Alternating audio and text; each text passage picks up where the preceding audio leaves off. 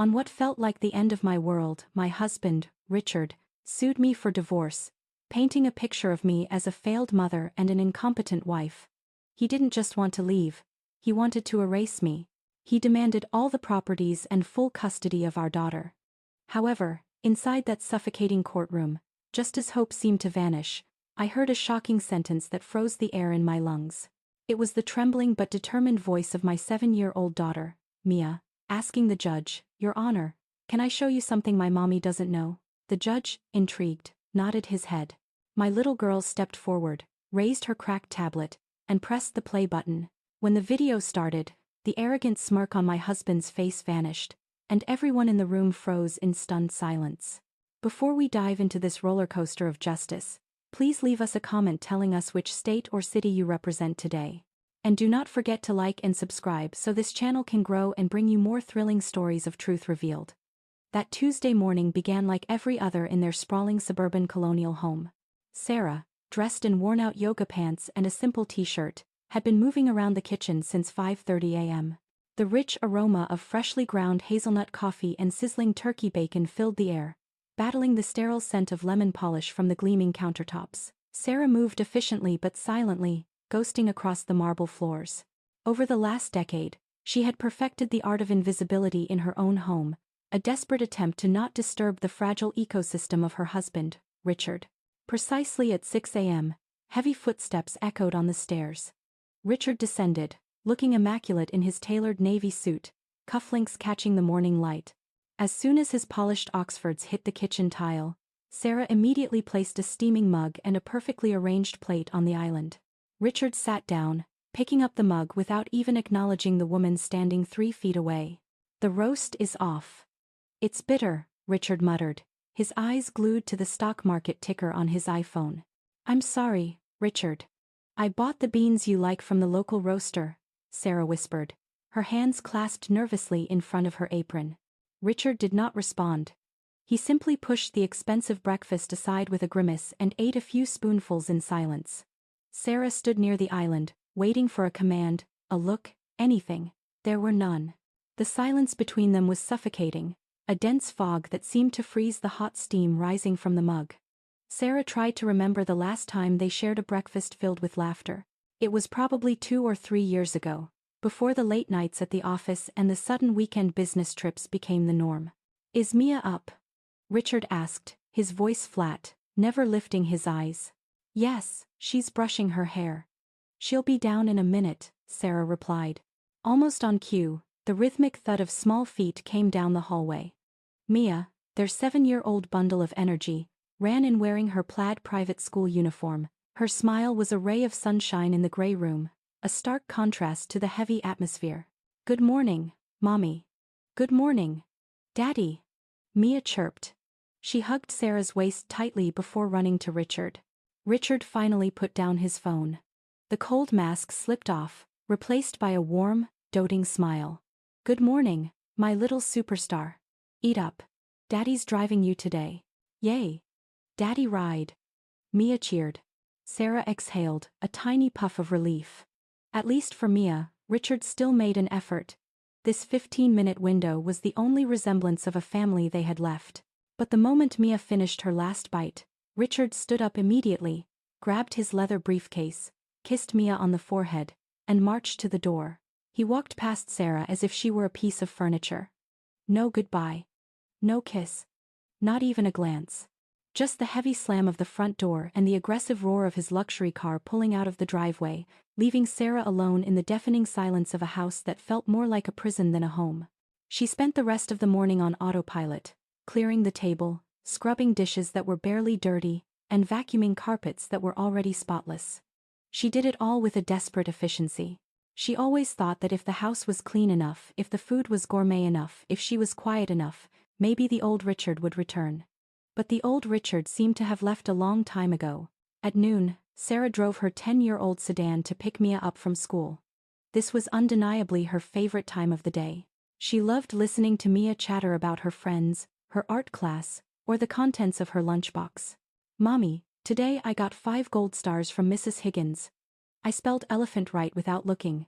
Mia chirped happily, her small hand holding Sarah's tightly as they walked to the car. "Wow. My daughter is so smart. I knew you could do it," Sarah congratulated sincerely, pinching her little button nose.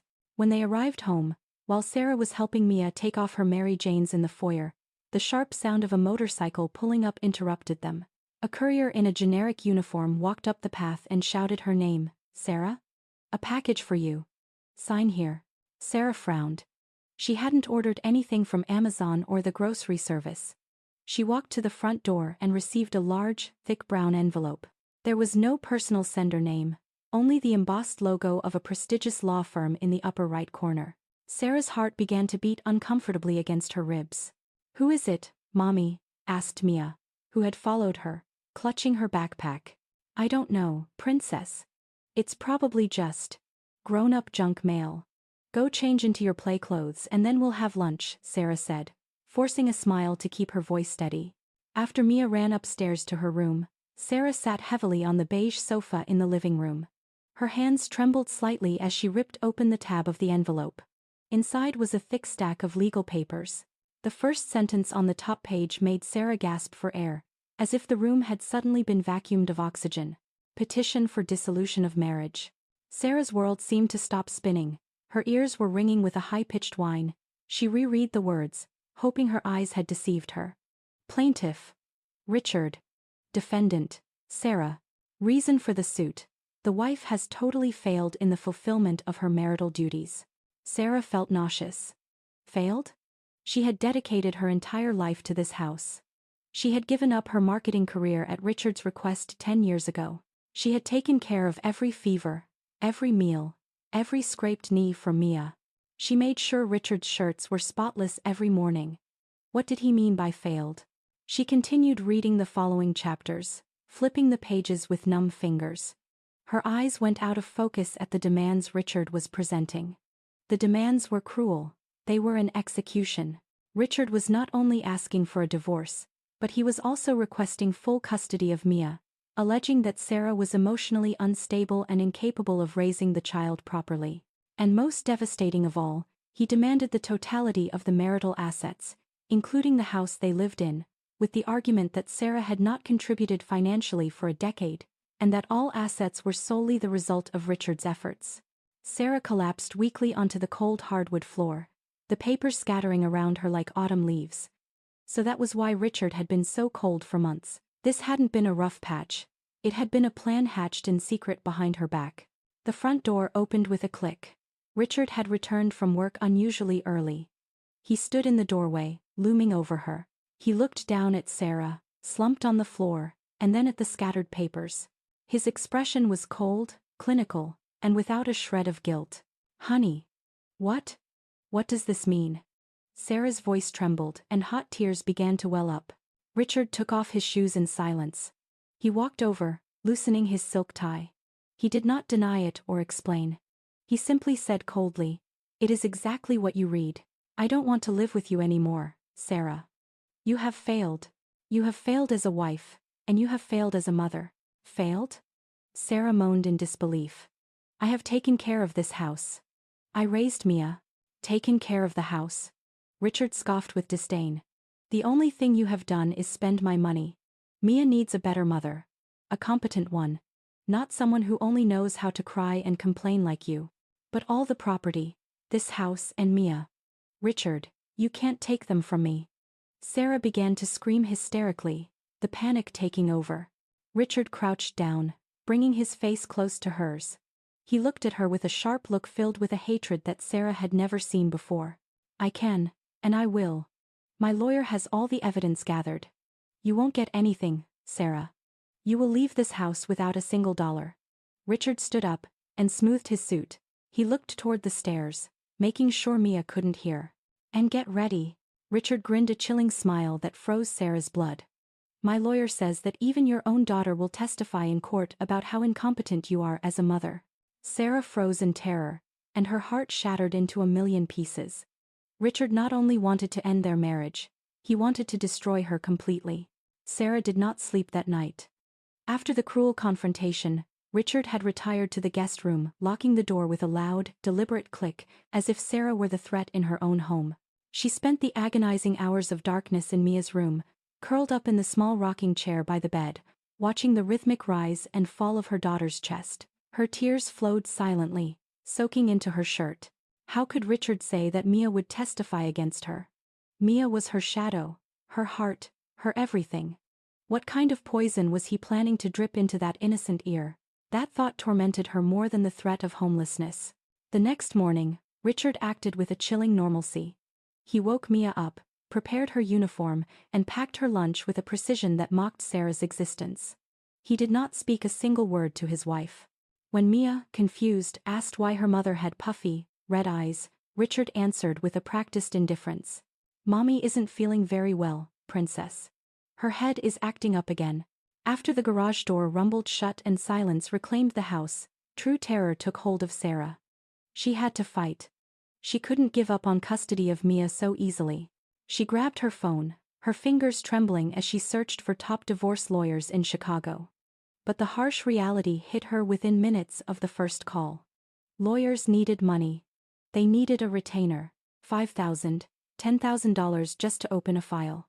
Sarah realized with a jolt of panic that she had no cash on hand. For all these years, Richard had given her a strict monthly allowance, budgeted exactly for organic groceries and Mia's school expenses. There was no room to save a penny. Her only hope was their joint savings account, the one she believed was their family emergency fund, built for rainy days or college tuition. With shaking hands, Sarah opened the banking app on her phone. She entered the passcode, her heart hammering against her ribs like a trapped bird. The little wheel spun on the screen, taunting her. When the balance finally loaded, Sarah felt her legs give out. She collapsed onto the kitchen stool. Available balance, $0. It couldn't be. There should be over $200,000 in there.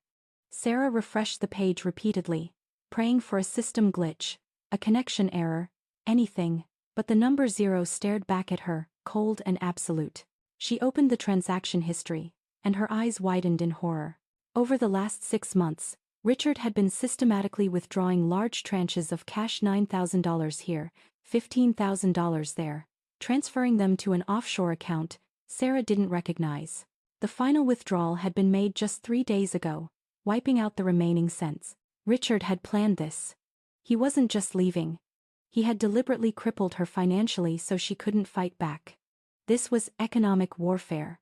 Sarah cried out in despair, a raw sound that echoed in the empty kitchen. How was she going to hire a lawyer without a single dollar? Suddenly, she remembered her wedding jewelry and the vintage diamond brooch her grandmother had left her. She ran to the master bedroom and threw open her velvet jewelry box. It was empty. Only a few costume pearls and cheap trinkets remained. Richard had taken even her heirlooms. He had stripped her of her past to destroy her future. In her desperation, Sarah remembered an old college friend who worked at a legal aid agency. She called her, sobbing, explaining the nightmare unfolding between sobs. Her friend felt pity but couldn't do much legally, except offer a name. "His name is Mr. Henderson," her friend said gently. "He has a small office above a dry cleaner in a strip mall on the south side. He isn't a fancy divorce shark, but he is honest and he hates bullies. Go see him. Tell him I sent you. Maybe he can help." Sarah had no other choice. With the $40 of emergency cash she found in a cookie jar, she hailed a cab and went to the address. Mr. Henderson's office was exactly as described, small, modest, and located on the second floor of a brick building with peeling paint. It smelled of old paper and stale coffee, a stark contrast to the marble firm Richard had hired. Mr. Henderson was an elderly African-American man with thick bifocals, a fraying cardigan, and a demeanor as calm as a deep lake. He listened patiently to Sarah's story without interrupting, only nodding occasionally and scribbling on a yellow legal pad. When Sarah finished, pouring out her fear about the evidence Richard claimed to have, Mr. Henderson exhaled a long, heavy sigh. "Sarah, I'm going to be honest with you. This is going to be an uphill battle," he said, his voice low and gravelly. "Your husband has prepared all of this very thoroughly. He doesn't just want a separation. He wants to annihilate you. I know, Mr. Henderson. I don't care about the money or the house. I just want Mia. Please help me. I don't have a retainer now, but I will get a job. I will scrub floors. I will pay you in installments. I will do anything." Sarah pleaded, her hands gripping the edge of his scarred oak desk. Mr. Henderson looked at her over the rim of his glasses. He saw the terror, but he also saw the fierce love of a mother cornered. Let's leave the money issue for later, Sarah. What is important now is that we move fast. This lawsuit has already been filed. We have to prepare a response immediately. Mr. Henderson asked Sarah to wait for a moment. He disappeared into a back room filled with floor-to-ceiling filing cabinets and returned 5 minutes later carrying a heavy, manila folder. He placed it on the desk with a thud that sounded like a gavel striking a block. These are photocopies of the initial filing from your husband's legal team, Mr. Henderson said, his face grave. Your husband has retained attorney Blackwood. Blackwood is known in this city for being sharp, expensive, and utterly ruthless. He doesn't hesitate to use dirty tactics to win. Let's see what evidence they have presented to the court. Sarah nodded, her throat dry. Her heart was beating so hard she could feel it in her fingertips. Mr. Henderson opened the folder. Exhibit A, he muttered. He laid out a series of high-resolution glossy photographs. Sarah went into shock. They were photos of the interior of her own home, but taken at angles that made it look like a landfill. There were close-ups of dirty dishes piled precariously in the sink with fly traps nearby. Photos of the living room cluttered with scattered Lego bricks and dolls, and shots of overflowing laundry baskets spilling onto the hallway floor. But this is unfair, Sarah protested, her voice rising in pitch. These photos. He took these 2 months ago. I was bedridden with severe pneumonia for 3 days. I had a fever of 103 degrees. I asked Richard to help with the chores, but he said he was too busy with mergers to load a dishwasher. He took these on purpose while I was unconscious. Sarah, I believe you. But to a judge without context, this is manipulated to look like you are a negligent, lazy person who cannot maintain a sanitary environment for a child, Mr. Henderson said with a bitter expression. He turned the page. Exhibit B, financial records. It was a stack of credit card statements. Mr. Henderson pointed to highlighted rows. Sarah saw a list of exorbitant charges: a $3,500 Louis Vuitton handbag, a diamond tennis bracelet, and multiple dinners at 5-star steakhouses totaling thousands of dollars. That's not me. I shop at Target. I've never bought a designer bag in my life. Sarah cried. Was this an additional card in your name? Asked Mr. Henderson. Yes. Richard managed the accounts. He gave me a card for emergencies, but he often took it back, saying his main platinum card was maxed out on business expenses. He told me he was buying client gifts. My God, he set you up, Mr. Henderson whispered, realizing the depth of the trap. He used a card in your name to fund a lifestyle you never lived, creating a paper trail of financial irresponsibility. And then, Mr. Henderson stopped at a thick, bound document toward the end of the file. And this is the most damaging thing, Sarah. What is it? It is the sworn testimony of an expert witness. A child psychologist. Mr. Henderson handed the report to Sarah. She read it, her hands trembling. The report was written in cold, clinical terms. It stated that the psychologist had conducted covert behavioral observations of Sarah's interactions with Mia. The conclusion was damning. Sarah was described as emotionally unstable, prone to hysterical outbursts, and a detrimental influence on the child's psychological development. The report explicitly recommended full custody for Richard to protect the mental health of the child. This makes no sense. When was this observation done? I never met a psychologist. Sarah's voice shook violently. According to this report, the observations were conducted in public places at the park, at the mall, and during school pickups, Mr. Henderson explained, staring at her with concern. That's crazy. Mia is happy with me. This is defamation. Who is this psychologist? Mr. Henderson flipped to the cover page. Her name is Dr. Vanessa. Here are all her credentials. Board certified, PhD, private practice in the Gold Coast. She seems very professional and convincing on paper. Mr. Henderson looked at Sarah seriously. Sarah, do you know this woman? Have you ever seen her? Sarah shook her head, bewildered, tears streaming down her face again. No, Mr. Henderson. I don't know her. I have never seen her in my life. The reality of coexisting under the same roof with the man plotting her total destruction was a silent, suffocating hell. Richard had not left the family home. He had simply annexed the guest suite on the first floor, installing a heavy deadbolt lock as if Sarah were a dangerous intruder. The once warm colonial house now felt like a frozen battlefield, rigged with invisible emotional landmines in every corner. Sarah had to live with her enemy, see him every morning across the kitchen island, and pretend everything was normal for Mia's sake. Richard executed his strategy with military precision. In front of the child, he transformed into super dad. He started coming home at 5 p.m. sharp, something he hadn't done in a decade of marriage. He didn't come home empty-handed. He brought bribes, disguised as gifts, limited edition Lego sets, designer dresses, and expensive gadgets. One Tuesday evening, he walked in carrying a sleek, white Apple box. "Mia, look. Daddy got you the new iPad Pro," Richard exclaimed, his voice dripping with theatrical excitement as he hugged the girl. "Wow. Really? The big one?" Mia gasped, her eyes widening. "The biggest and the fastest. This is much better than that old, cracked thing you've been using.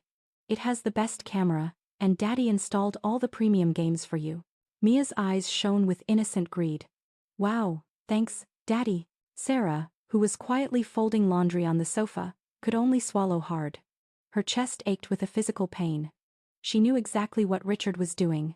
He was buying their daughter's loyalty. Sarah couldn't compete. She didn't have a spare dollar to buy Mia a candy bar, let alone high-end electronics. "You see, Princess," Richard said, turning on the device while shooting a sneer at Sarah. "When the divorce is final and you live with Daddy, you'll be able to buy a new toy every week.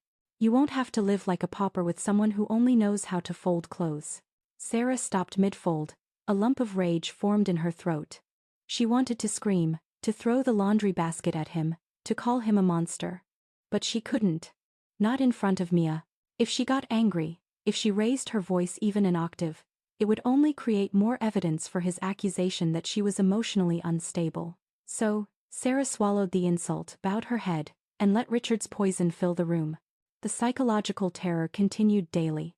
Richard systematically undermined Sarah's authority as a mother, chipping away at her credibility like a sculptor destroying a statue. If Sarah prepared dinner, Richard would walk into the kitchen, take a dramatic bite, and grimace in front of Mia. "Honey, the lasagna is dry again. It tastes like cardboard," he would sigh, putting his fork down. "It's okay, grab your coat. Daddy is taking us to that Italian place downtown. We deserve real food." If Sarah sat down to help Mia with her math homework, Richard would interrupt, leaning over Sarah's shoulder. "No, no, let me do it. The way Mommy teaches you is the old way. It's too complicated. You're going to get confused and fail the test." Sarah felt smaller and smaller, shrinking into invisibility in her own home. She began to doubt her own reality. Did she really cook that badly? Was she really incapable of helping a second grader with subtraction? Richard played his role too well, making Sarah seem like an inept, fading ghost. Mia, trapped in the middle of this Cold War, began to show signs of confusion. It was clear she loved her mother, but she was a child, and she was dazzled by the sudden flood of attention and gifts from her father. Sometimes Mia clung to Sarah's leg as if seeking protection from the tension, but other times she pulled away, looking at her mother with a strange, critical eye, especially after Richard had whispered something in her ear during their car rides. The alienation was working, and Sarah felt her daughter slipping through her fingers like sand. One humid Tuesday night, the silence of the house was too loud for Sarah to bear. Insomnia had become her constant companion since the lawsuit began. She wandered the hallway like a ghost, eventually stopping at Mia's bedroom door to ensure her daughter was safe, an instinct that felt more urgent now that Richard was threatening to take full custody. She pushed the door open, the hinges protesting with a soft squeak. The room was bathed in the soft glow of a unicorn nightlight. Mia was fast asleep, her breathing deep and rhythmic. Sarah's eyes drifted to the white study desk in the corner.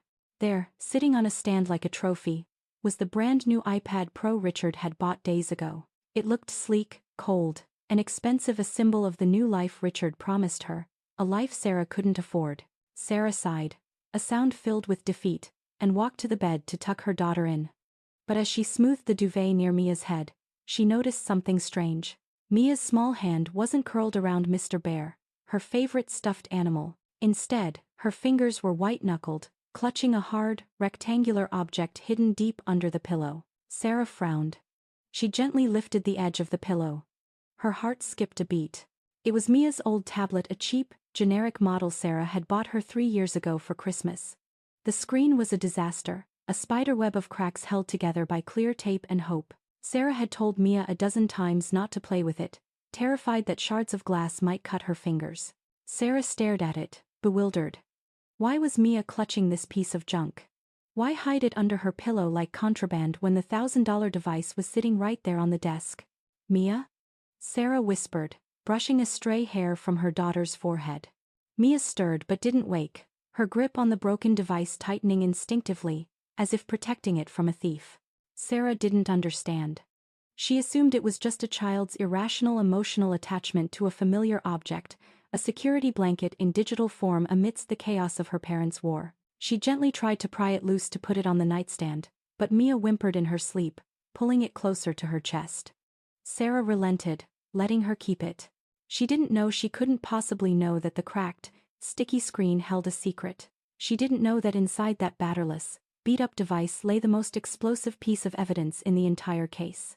Sarah kissed her daughter's forehead and left the room, leaving behind the only weapon that could save them, hidden in plain sight under a pile of feathers. The climax of this domestic Cold War arrived a few days later. Sarah was pacing the living room rug, checking her watch every 30 seconds. It was 5 p.m. She had promised Mia she would bake her famous double fudge brownies after school, but dismissal time had passed 2 hours ago, and Mia hadn't come home. Sarah called the school, panic rising in her throat. The secretary told her Mia had been picked up early by her father. Sarah's heart sank. Richard hadn't told her anything. She called Richard's cell phone 5 times, 10 times. Straight to voicemail. 3 hours passed. Sarah was frantic, imagining car accidents, imagining Richard kidnapping Mia to another country. It wasn't until 8:30 p.m. that the rumble of Richard's engine cut through the dark driveway. The front door swung open. Mia burst in, laughing, dragging a giant stuffed panda almost as big as she was. Behind her, Richard strolled in calmly, a smug smirk plastered on his face. "Where have you been, Richard? Why did you take Mia without telling me? I was dying of worry." Sarah shouted, her voice a mix of relief and fury. "Daddy took me to Adventureland, Mommy. We went on the roller coaster. It was so much fun," Mia exclaimed, her face sticky with cotton candy. Richard looked at Sarah with eyes as cold as ice. "So what? I'm her father. I have the right to take my own daughter whenever I please. Besides, you aren't doing anything important at home anyway. You should have texted me. Why are you doing this? Why? So you could ruin our fun with your neurotic drama?" It was then, as Richard stepped closer to mock her, that Sarah smelled it. It hit her like a physical slap.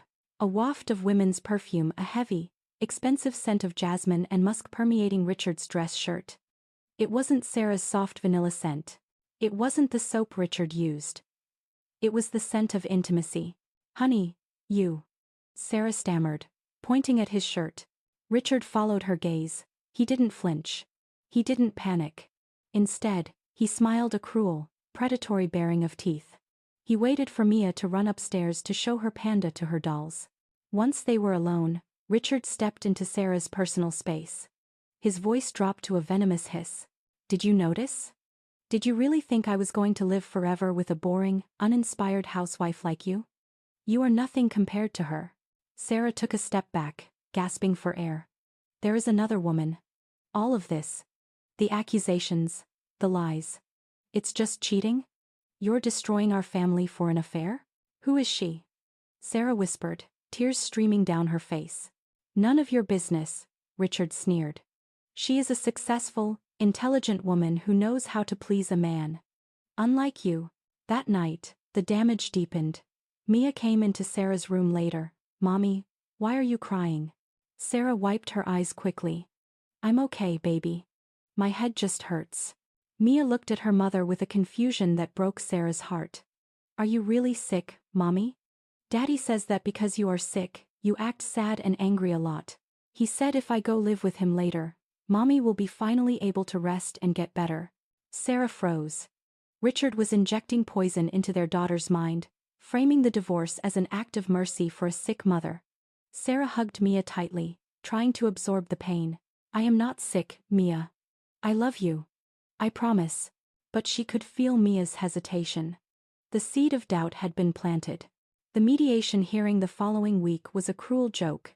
They were seated in a small, airless conference room. The court-appointed mediator tried to find a middle ground, but the atmosphere was toxic. Mr. Henderson began with a calm, reasonable voice. Richard, Sarah doesn't ask for much. She only wants shared custody of Mia. Regarding the assets, we can negotiate. Before Mr. Henderson could finish, Attorney Blackwood, looking sharp in a three-piece suit, interrupted with a slam of his hand on the mahogany table.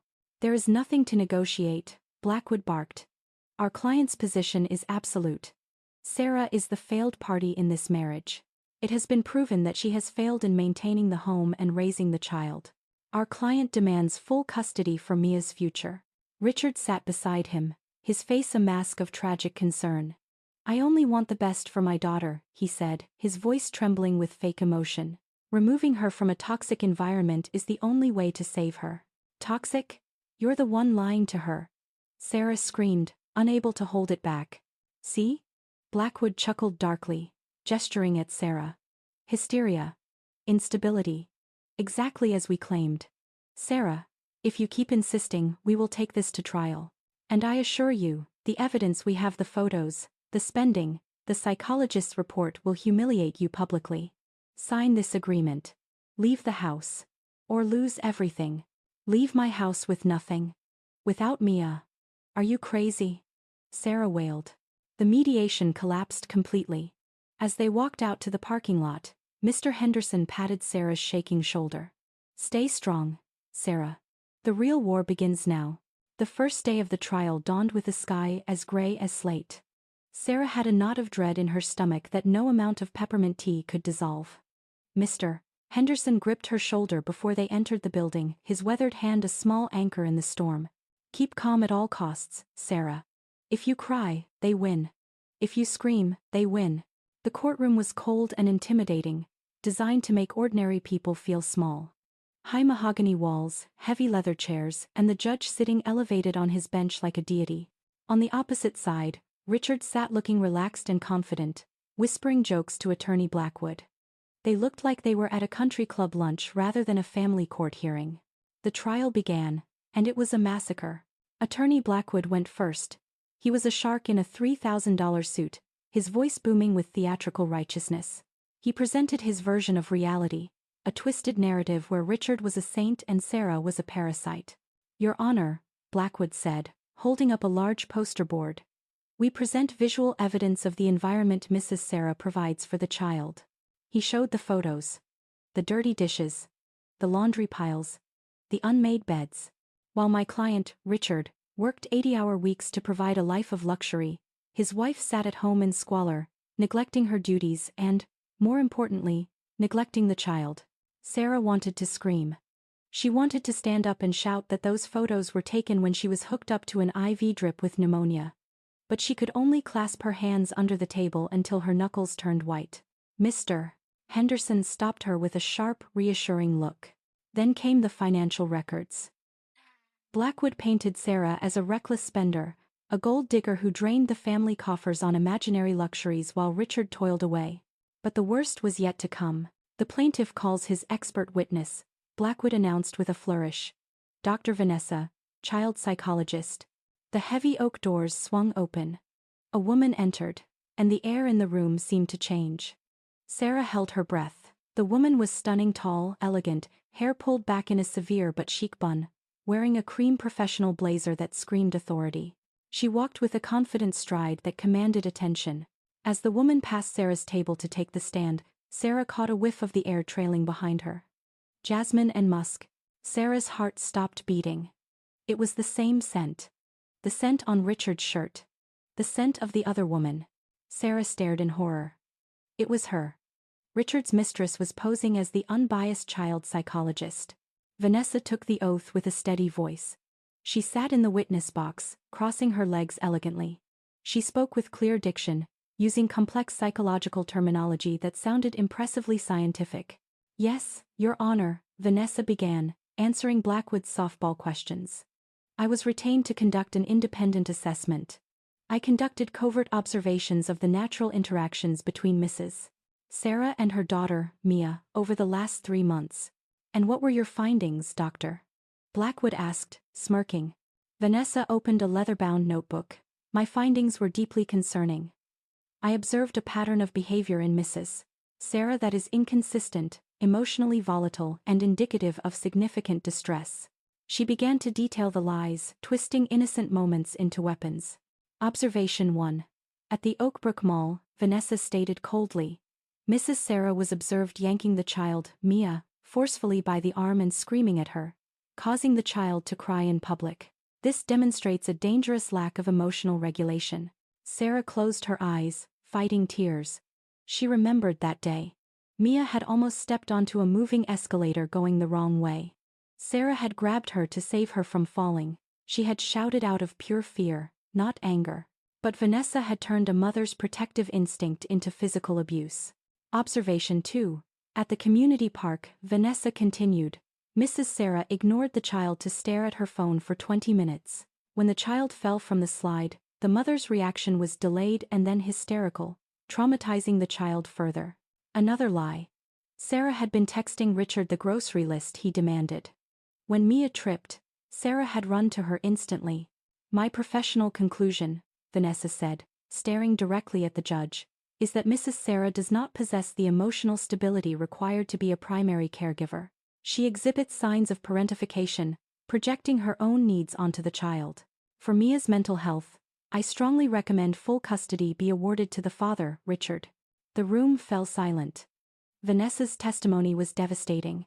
It was scientific assassination. It's a lie, Sarah whispered to Mr. Henderson, her voice breaking. It's all a lie. She is the one he's cheating with. It's her. Calm down, Sarah, Henderson hissed. We can't prove it yet. Don't react.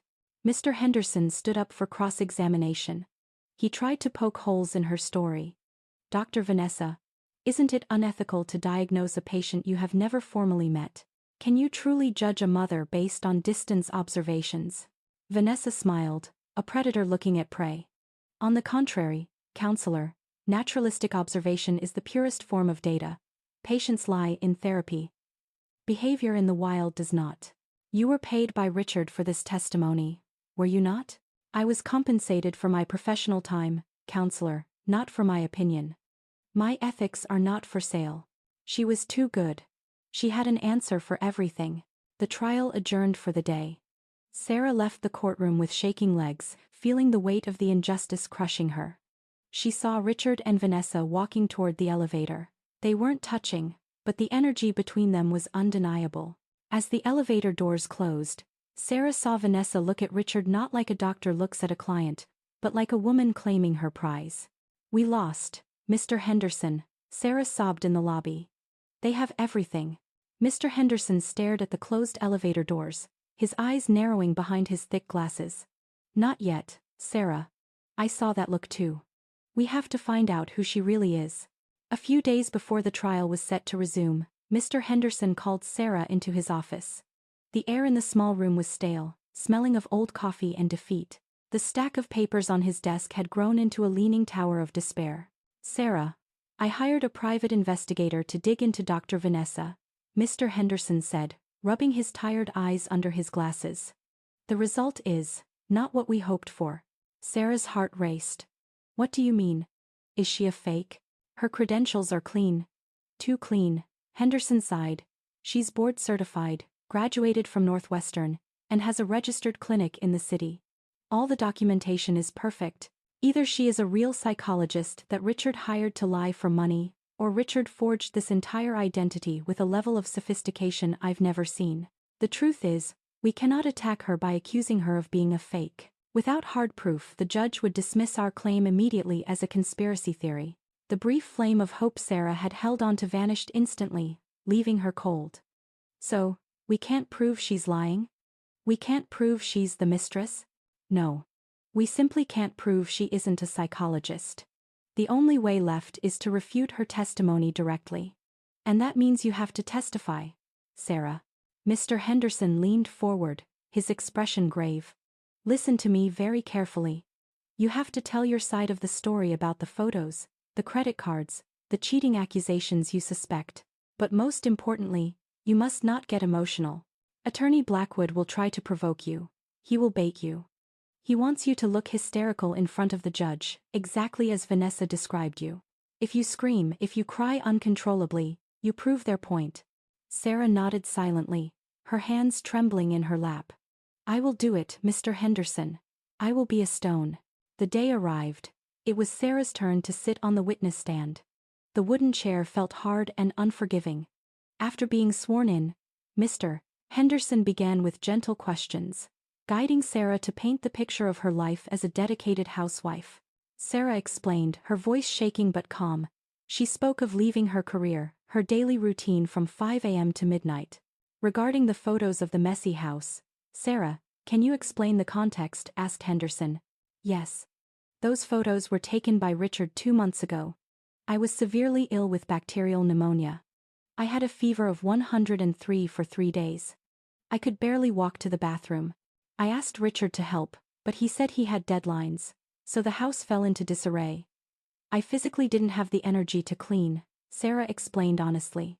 And the credit card statements? It was an authorized user card on his account. Richard carried it. He said his main card was maxed out. I never bought those handbags or those steak dinners. I shop at discount stores. I didn't know about those charges until I saw them in the divorce papers.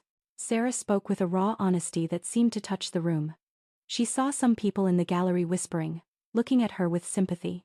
But the judge remained a statue, his face unreadable. Then, it was Attorney Blackwood's turn. The cunning lawyer stood up, smoothed his silk tie, and walked toward the witness stand with a predatory sneer. Sarah, he began, his voice dripping with faux sweetness. So, let me get this straight. You mean to say that your husband, Richard, a man who works 80 hours a week to put food on the table, set you up on purpose?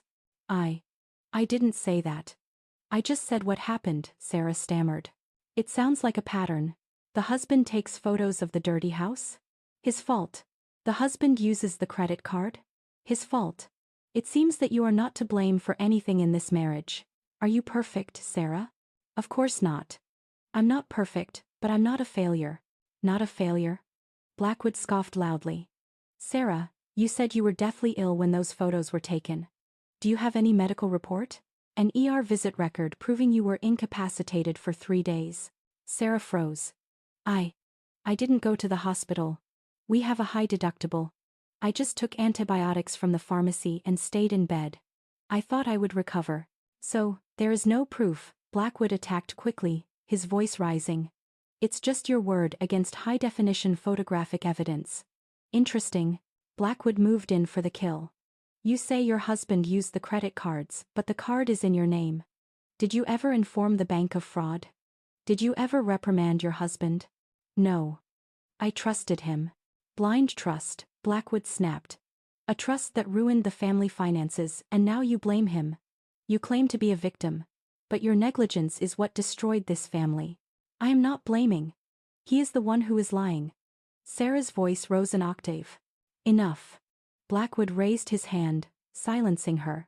He walked back to his table and picked up a large, mounted photograph, covered by a sheet. He whipped the cover off. Your Honor, I request permission to present Exhibit P12. Sarah's eyes widened in horror. It was a photo of her. It was taken through the crack of a door. In the photo, Sarah was in her pajamas, hair wild and disheveled, her face red and contorted in a scream, tears streaming down her face. She looked deranged. Mrs. Sarah, can you explain this photo? Blackwood asked triumphantly. Sarah trembled violently. The dam broke. Tears began to well up again. Isn't this real proof of what Dr. Vanessa said? Blackwood pressed, stepping closer. Volatile emotions. Hysteria. Uncontrolled rage. Is this the face of a competent mother who should have custody?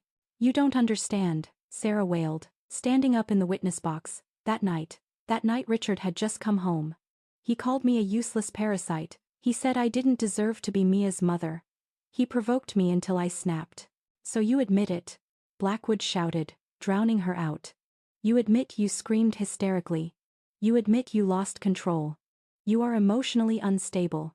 Exactly as the expert testified, right? No. Sarah screamed, her hands gripping the railing until her knuckles turned white. He set me up. He took the photo in secret after hurting me. He is a devil. He is trying to steal my daughter. Bang. Bang. The judge's gavel struck the wood like a gunshot. Witness. Calm down. Sit down immediately. Sarah sobbed, her body shaking uncontrollably. She slumped back into the chair, burying her face in her hands. Destroyed. It was all destroyed. She had behaved exactly as Richard and Blackwood wanted. She looked hysterical. She looked unstable. She looked like the image of the failed mother they had fabricated. She looked toward the plaintiff's table. Richard had his head bowed, making a fake grimace of sadness, as if he were deeply pained by his wife's mental breakdown. Beside him, Attorney Blackwood smiled a small, smug curve of the lips. The judge shook his head slowly, looking at Sarah with disappointment. His expression was clear. He had already taken a side.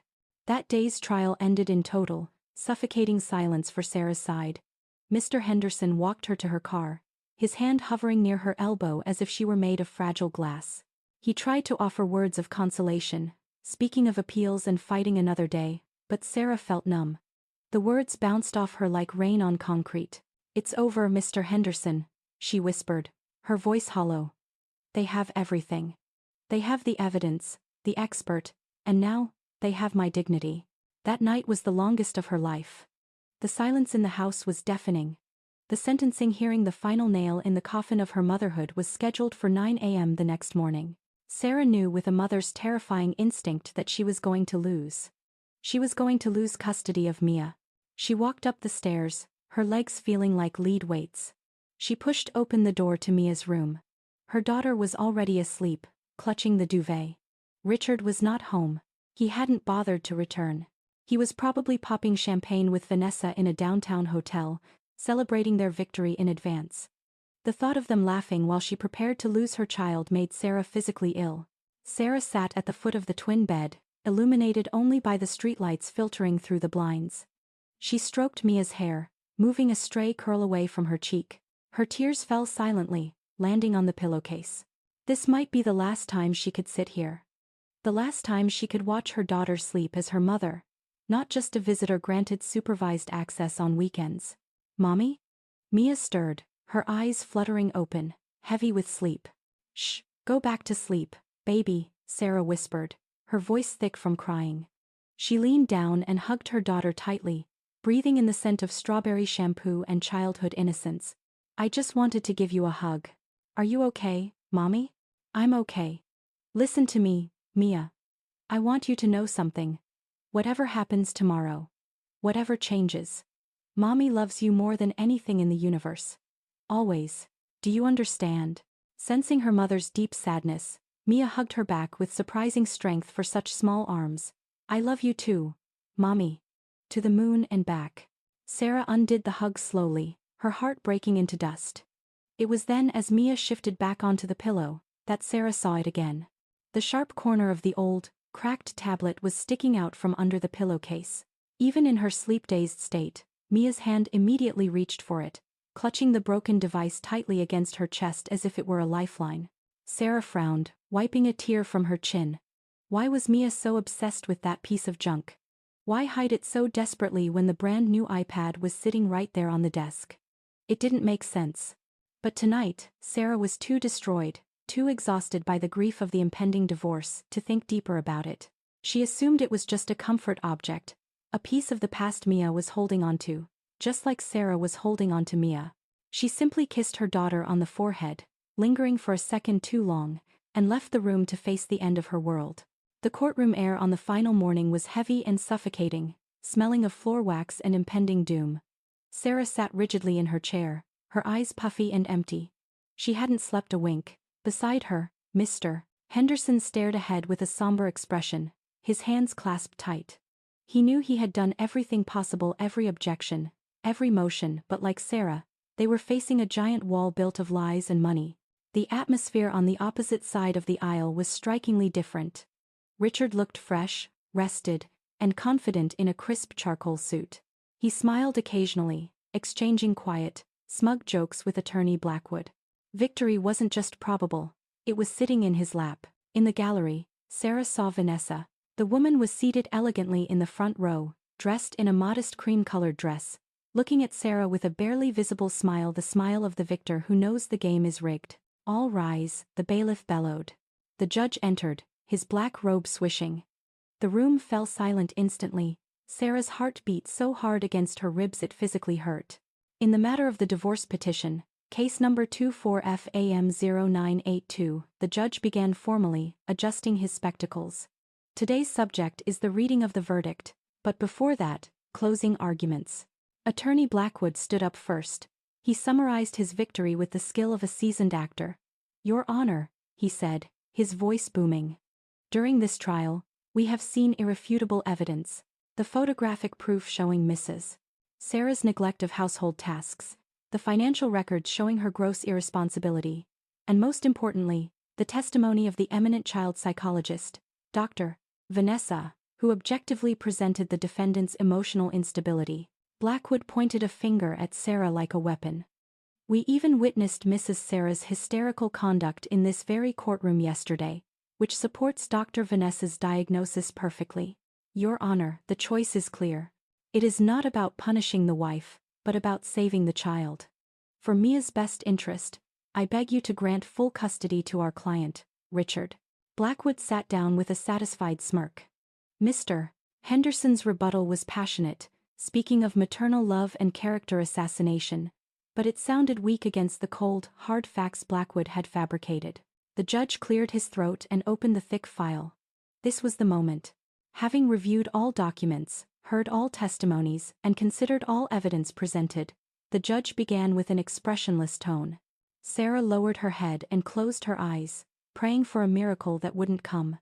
"The court notes that the plaintiff, Richard, has been successful in presenting significant evidence regarding the defendant's negligence," the judge continued. Every sentence felt like a knife cut to Sarah's skin. "And most damaging is the testimony regarding Mrs. Sarah's volatile emotional state. This paints a very troubling image of the psychological environment for the child." Sarah began to cry silently. It was over. Richard looked at Sarah, and a slight, cruel smile of victory appeared at the corner of his mouth. Vanessa, behind him, sat up straighter, ready to applaud. With all considerations mentioned above, the judge raised his gavel, and especially for the mental health of the minor, Mia, the court rules. "Stop." The voice was small, high-pitched, but it cut through the silence of the courtroom like a razor blade. Everyone turned their heads in unison toward the back of the room.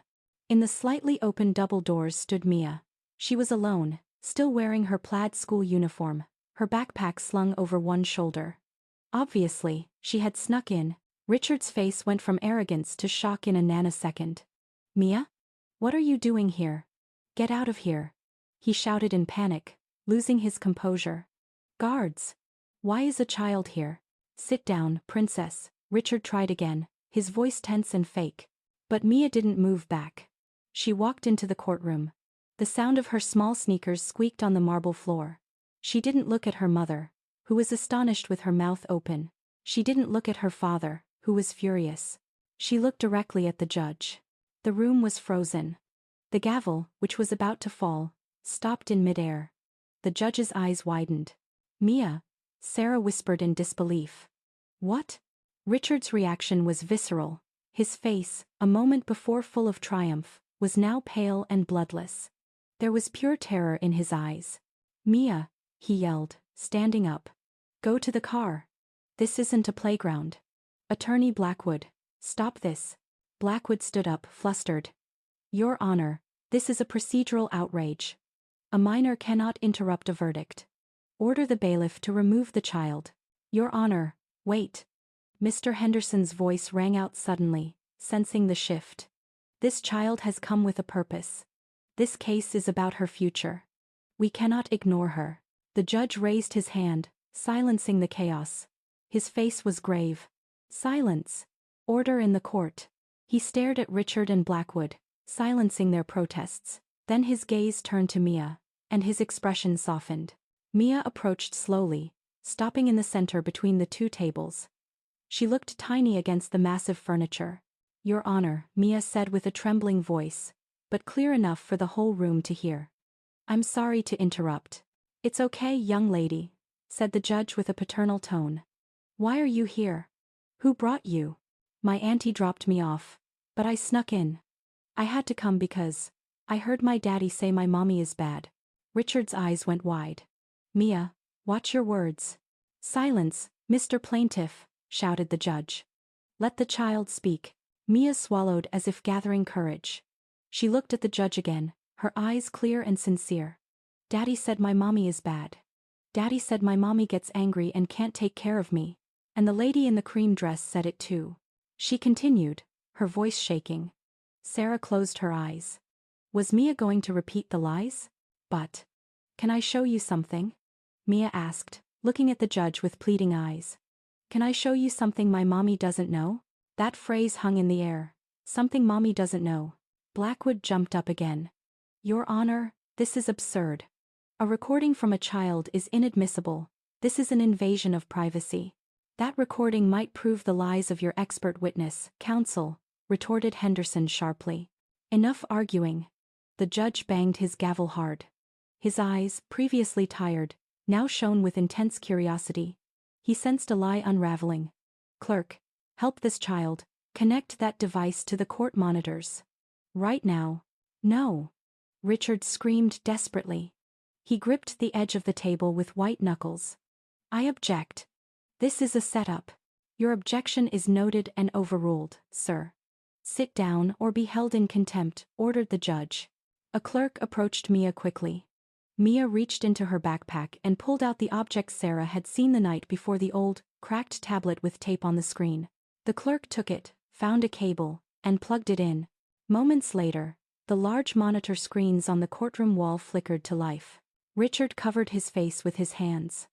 Vanessa, in the gallery, began to shake violently. "This one," Mia pointed to a video file. "Go ahead," said the judge. "Play it." The large monitor screen on the wall flickered. The shot was grainy and slightly shaky, tilted at a low angle as if recorded from behind a low object. A quiet, familiar laugh echoed through the courtroom speakers. "It's our living room," Sarah whispered, her hand flying to her mouth. She recognized the beige sofa and the large ficus plant in the corner. The video seemed to have been taken from behind that pot, Mia's favorite hiding spot during hide and seek. And then, two figures walked into the frame. Richard and Vanessa. But this wasn't the Vanessa in the professional blazer sitting in the gallery. This was Vanessa in a silk robe, her hair let down in loose waves. Richard entered laughing, holding a glass of scotch, and immediately pulled Vanessa into his arms, kissing her neck with a familiarity that made Sarah's stomach turn. "Oh my God!" A muffled exclamation rippled through the gallery. Sarah froze, breath caught in her throat. Her suspicions, the scent of perfume, the intuition it was all true.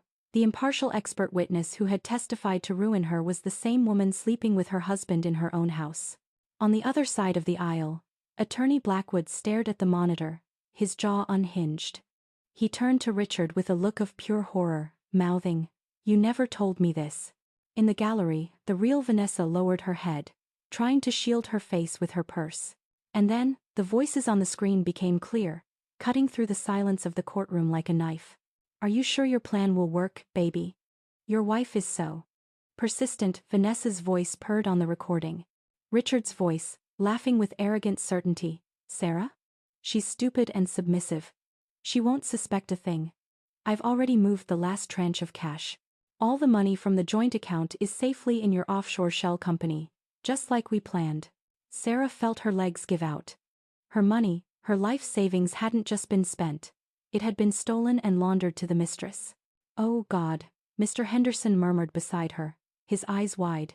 "He just confessed to grand larceny and fraud on tape." The video continued. Richard sat on the sofa and pulled Vanessa onto his lap. Richard's voice, "Once the verdict comes out tomorrow, I will officially get custody of Mia.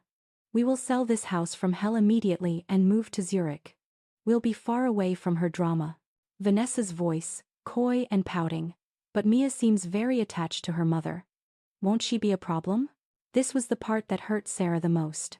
She held her breath, waiting for the father of her child to defend their daughter. Richard's voice, disdainful, "Oh, the kid is easy to handle. Just buy her a new iPad and she'll forget Sarah in a week. You will be her new mother, Vanessa. A smarter, more successful, and much sexier mother. Richard kissed Vanessa passionately in the video. Enough. Turn it off. Richard screamed in a primal rage. He jumped from his chair, veins bulging in his neck, sprinting toward the clerk's desk to smash the tablet. Officers, restrain him, shouted the judge, his face red with fury. The two bailiffs guarding the door moved with lightning speed. They intercepted Richard before he could reach the evidence, twisting his arms behind his back. Richard thrashed like a trapped animal. Let me go. It's not true. It's a deep fake. It's manipulated. Richard screamed desperately, saliva flying from his mouth. Silence him, ordered the judge. Continue the video. I want to see every second of this. The video continued playing, oblivious to the chaos. Now it was the smoking gun. Vanessa's voice. I'm still a little worried about the trial. What about my testimony as a psychologist? What if her lawyer asks for my notes? Richard's voice, laughing darkly. I already prepared for that. I recorded Sarah last week when she was crying. Remember the plan. I will provoke her again at the trial. I will insult her until she explodes. She will scream and cry in front of the judge. Sarah sobbed aloud. The photo. The screaming. It was all a script he had written for her. Richard's voice. Once she gets hysterical, your testimony will seem perfect. The judge will see for himself that she is an unstable, crazy woman. No one will believe the housewife. They will believe Dr. Vanessa, the professional. The video ended with Richard and Vanessa clinking glasses, toasting to their freedom. The screen went black. The room remained silent for 10 seconds. The only sounds were Sarah's weeping and Richard's panting breath as he was pinned against the wall by the guards. They had just witnessed a cheating husband caught on camera in the most spectacular way possible. It was a perfect storm of conspiracy, perjury, money laundering, and witness tampering. In the gallery, someone shouted, "There she is. That's the woman." Vanessa realized she was completely exposed. Panic took over. She jumped from her seat and ran toward the back exit, her heels clicking frantically. Mia, the little heroine who had unleashed this storm, turned her head. She didn't look at her father. She looked at her mother. Her pure eyes met Sarah's, transmitting a message of love. The judge raised his gavel high. He didn't drop it in silence. He banged it hard, the sound echoing like a thunderclap. Silence. The court resumes. Officers. Seal the doors. No one leaves. Arrest that woman, Dr. Vanessa, immediately. The room erupted into controlled chaos. The bang of the gavel was the sound of karma arriving. The two security guards dragged Richard to a chair and handcuffed him. He wasn't screaming anymore. He was gasping, his face pale, his expensive suit soaked in the sweat of a ruined man. At the back door, a commotion occurred. Vanessa couldn't open the heavy double doors the judge had ordered locked electronically. She pulled the handle in vain. A female officer intercepted her, tackling her to the ground. Vanessa's professional mask shattered. She was no longer the calm psychologist.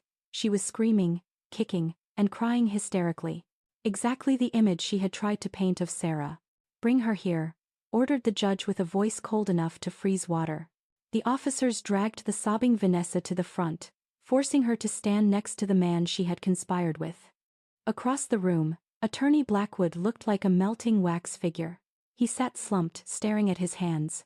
He knew his career was over. He might not have known about the affair, but he had participated in presenting false testimony. Sarah watched the scene unfold like a movie. Her tears had stopped, replaced by a stunned shock. Beside her, Mr. Henderson was grinning from ear to ear.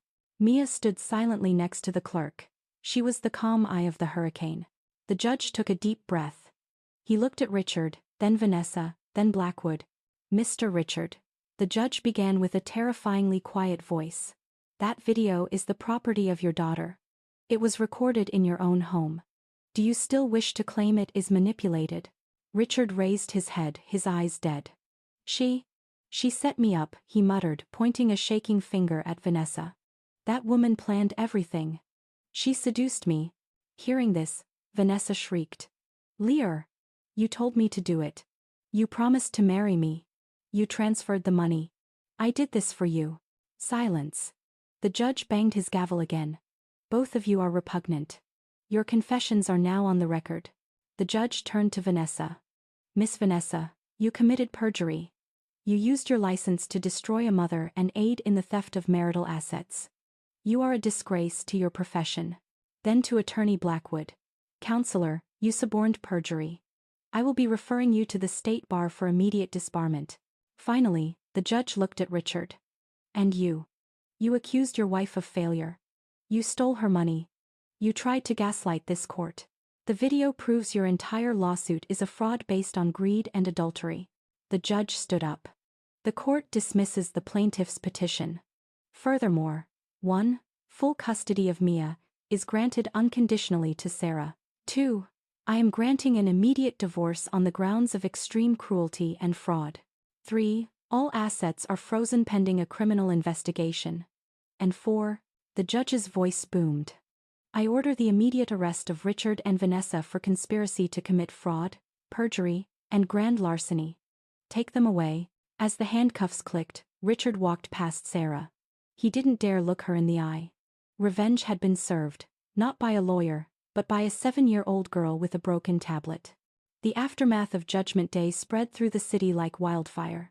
The story of the broken tablet heroine made headlines in the Chicago Tribune and became a top trending topic on Reddit. Everyone wanted to know about the greedy husband, the fake psychologist, and the 7-year-old girl who outsmarted them all. For Sarah and Mia, the first few weeks were a blur of paperwork and healing. Mr. Henderson handled everything with the ferocity of a guardian angel. By order of the judge, all of Richard and Vanessa's assets were frozen. The forensic investigation proved that Richard had embezzled nearly $1.2 million from his company and Sarah's joint savings over the last year. All the stolen funds were seized and returned to Sarah's new account. The massive colonial house was now legally Sarah's, but she couldn't stay there. It held too many ghosts. The walls echoed with Richard's insults and the phantom scent of Vanessa's perfume. With Mr. Henderson's help, Sarah sold the property.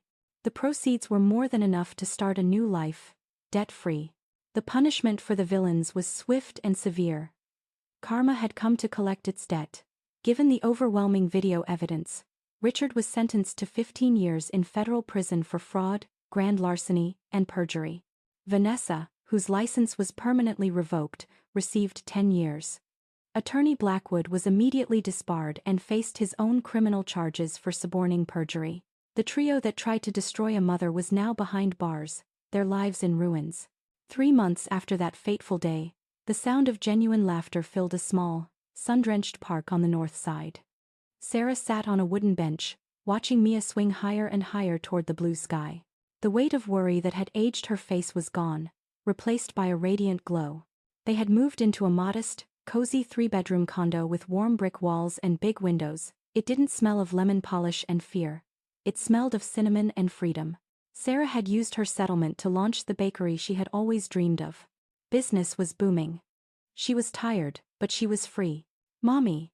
Look how high I can go," Mia shouted, her hair flying in the wind. "I see you, baby. You're flying." Sarah called back. Later, as they sat on the grass sharing a box of juice, Sarah finally asked the question that had been lingering in her mind. "Princess," Sarah began softly, brushing grass from Mia's knee. "Can I ask you something?" "Sure, Mommy." "The video on the old tablet. Why? Why did you record it?" Mia chewed her lip, looking down at her sneakers. "Because I didn't like Auntie Vanessa. She was mean when you weren't looking. She told Daddy, 'Your wife is taking too long in the bathroom.' And she rolled her eyes at me." Sarah was amazed. "Children see everything." "And that night," Mia continued, "Daddy said he was working, but I heard his car. I wanted to show him my drawing. But when I went downstairs, I saw them. Daddy was kissing her. I got scared, so I hid behind the plant pot. I remembered you told me once, if someone is bad, you need proof. So I pressed record." Sarah's heart swelled. "But why didn't you tell me? Why did you keep it a secret for so long?" Mia looked up, her eyes wide and innocent. "Because Daddy told me. In the video, he told Auntie Vanessa. Sarah won't know. I thought if I told you, Daddy would get mad. He said secrets make us a team." It was the twisted logic of a child trying to navigate a minefield. She had captured the crime, but kept it hidden to obey her father. So why did you show the judge? Sarah asked, tears pricking her eyes. Because the bad man in the suit said Mommy was failing. And Daddy said Mommy was bad. And Auntie Vanessa lied. Mia's voice broke. I didn't want to live with them. I want to live with you. Mommy isn't bad. Mommy is the best. So I had to show the truth. Sarah couldn't hold back anymore. She pulled Mia into a crushing hug, burying her face in her daughter's neck. Thank you, Mia. Thank you for saving us. I love you, Mommy. I love you too, my little heroine. Sarah looked at the horizon. She realized she had never been a failure. She had raised a warrior. A girl with a moral compass so strong it shattered a conspiracy of adults. Revenge was sweet, but freedom was sweeter. Did this story send shivers down your spine? And I'm curious, which city or state are you listening from today? Let me know in the comments below. I read every single one. If you enjoyed this story of justice served, please consider supporting the channel with a super thanks. It helps us create more content like this for you. Don't forget to hit that subscribe button and turn on notifications. See you in the next story. With love and respect.